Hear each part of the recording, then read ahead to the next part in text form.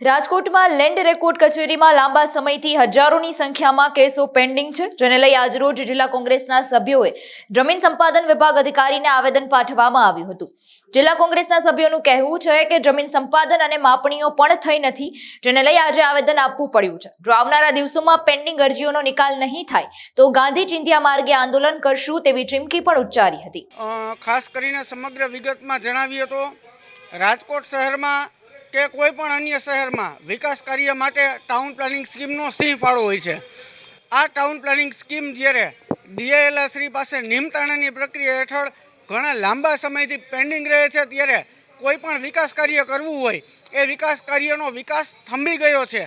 અમે આ માટે આજરોજ ડીઆઈએલઆર શ્રીને આજરોજ તાકીદ કરવા આવ્યા છીએ અને આવેદનપત્ર આપી તંત્ર સફાળું જાગે અને રાજકોટનો વિકાસ સફાળો થાય, ચોતરફો વિકાસ થાય એ માટે અમે આજરોજ ડીઆઈએલઆર શ્રીને વિવિધ ટાઉન પ્લાનિંગ સ્કીમ જે ખોરંભે છે એની અમે રજૂઆત કરવા આવ્યા છીએ। માપણી સહિતના સર્વે નંબરો, ઓપન પ્લોટ વગેરે જે કંઈ પણ હોય છે એ માપણી કરી અને સુપરત કરવાની હોય છે ટીપીઓ શ્રીને, જેના અભિપ્રાય અંતર્ગત આજરોજ અમે ડીઆઈએલઆર શ્રીને રજૂઆત કરવા આવ્યા છીએ। આપ જાણો છો કે 1952 પછી છેલ્લા 3 વર્ષથી જે કામગીરી થઈ રહી છે જમીન માપણીની, એ જમીન માપણીમાં સરકાર દ્વારા અને કચેરીઓ દ્વારા ઘણી બધી ક્ષતિઓ અને ઘણા બધા ખાતેદારો સાથે, ખેડૂત ખાતેદારો સાથે અન્યાય થઈ રહ્યો છે।